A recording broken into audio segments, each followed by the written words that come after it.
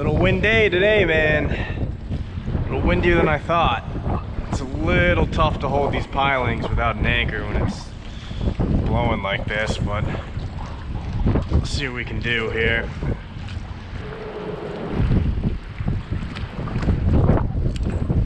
There we go. Up top. This fish is heavy, man. I can't get him up. Good fish. I think a good fish, possibly. Oh yeah, good tog. Good tog. Nope, that was a fail. There we go. Good tog. Keep him.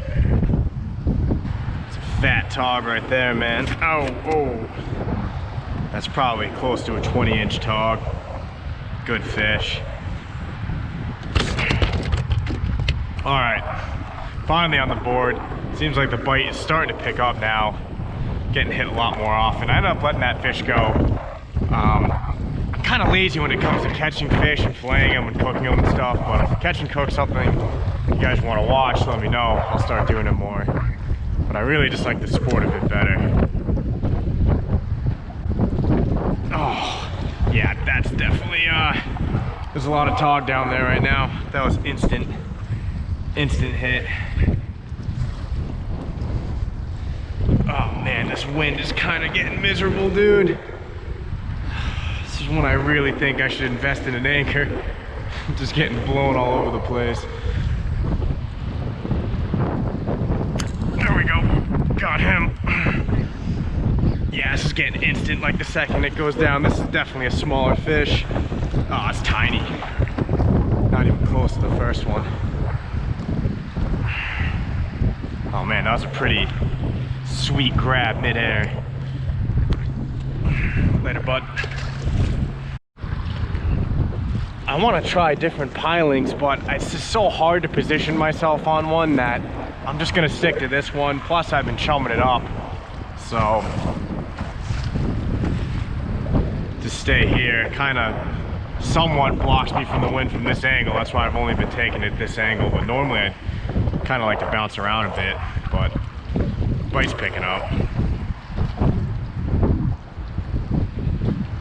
Oh yeah, that was pretty fast.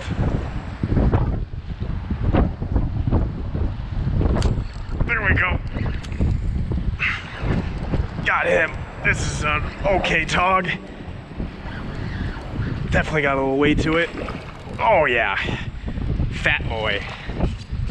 Oh yeah, man. Freaking loving these tog, dude. That's a fat tog, man.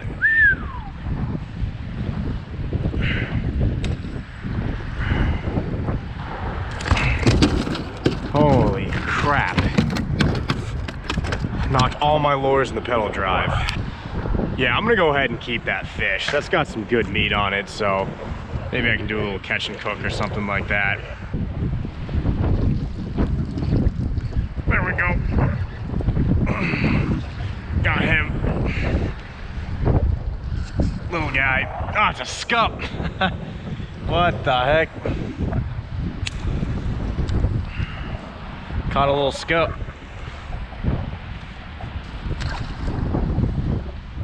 Come on, or something. Come on.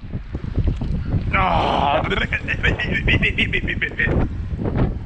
Ah, I missed that one. That was like a good second suck right there. He definitely had it in his mouth. Dude, let go. These two crabs are holding hands right now. These two severed crabs. How tragic. Alright, well I failed to get another fat keeper on the boat. I should have kept that first one I had, but I chucked it. But whatever. I got this big chunky boy. It should be more than enough meat for some tog chowder. So we're gonna fillet him up and head to the kitchen. Alright, man. Well, I'm in my dining room just getting all my ingredients together. I'm gonna break down really quickly what you're gonna need, how you're gonna prep everything, and then show you the final product. I'm not the best chef in the world, so I'm keeping this really, really simple. So if I can do it, you can do it. Also, check out the Fish RI sweatshirt. Those are available on my website. Pretty comfy, pretty sick design. Anyways, let's get to cooking. Alright man, so like I said, I'm really just trying to keep this nice and simple. So the only ingredients you really need, based on the recipe I'm doing, some carrots, some bacon, some celery, potatoes, all-purpose flour, 2% milk, heavy whipping cream, an onion, and of course, the most important ingredient, the Tautog fillets. Look at those bad boys. Looking pretty good. So the first step is kind of like the prep work, you can call it. So what I'm gonna do is take the skin off these fillets, debone them and cube them up into like little bite-sized pieces. I'm also gonna cut up all my veggies and then also get the bacon on the frying pan.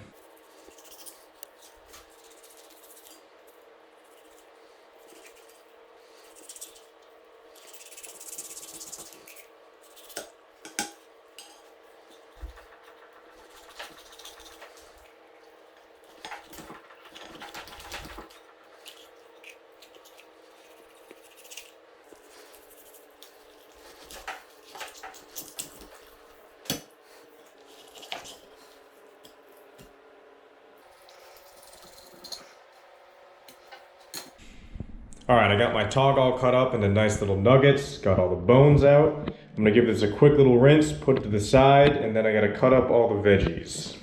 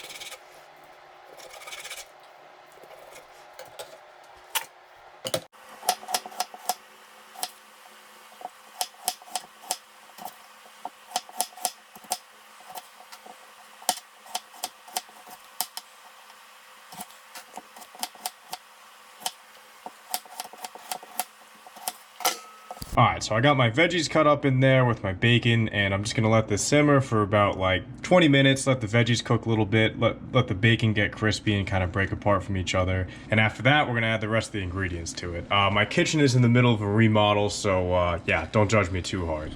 Alright, that's been going for about 20 minutes, so now the next step is to add some flour. I believe 3 tablespoons. Stir it till it's, you know, thick and consistent, and then I'm gonna immediately add milk to this after. Alright, adding 2 cups of 2% milk to this. Here's the second cup, and now we're gonna let it simmer for a bit. But yeah, that's already, this is gonna be some beefy soup, man. I put definitely way more vegetables than it called for, but I think it's gonna be pretty dang good. Alright, so we're at the point we're gonna add in the Tautog nuggets. Oh yeah. Oh yeah. And now we're gonna add a little heavy cream to thicken this bad boy up. Kind of just eyeballing this here. Really just trying to get kind of just like a clam chowder consistency, and it looks like it almost has that. As you can tell, I put definitely more like stuff, like vegetables and meat in it than it called for, but that's how I like my soup. I don't like it like super brothy. Definitely like it chock full of vegetables and fish and stuff. So I'm thinking that looks pretty good for now. I may add more cream to thicken it up in a bit, but now I'm gonna let the fish cook with the lid on, and I'll check back in on this in about 10-15 minutes. All right, man, here we got final product. I just double checked to make sure that the Tautog meat was nice and white and flaky, which it is. So just add a little salt and pepper to taste. And about to chow down. Yeah, man, I'm gonna give this a shot. Honestly, it looks really good. Yeah, that is, honestly, that's some damn good chowder. Wow. That is a lot better than I thought it was. I mean, I thought it was gonna be good, but this is like really good. Yeah, that's phenomenal. I definitely went more for like a New England clam, like a creamy New England clam chowder style. So like decent amount of heavy cream. So if you're if you're trying to watch like calories and stuff like that, this probably isn't the best style chowder for you. But yeah, I kind of just eyeballed the measurements, man. Like I definitely threw in way more vegetables and like probably even honestly Tautog than it called for. But I'm happy I did because you know you get just spoonfuls of goodness every bite. So, but yeah, I would say this is a success, man.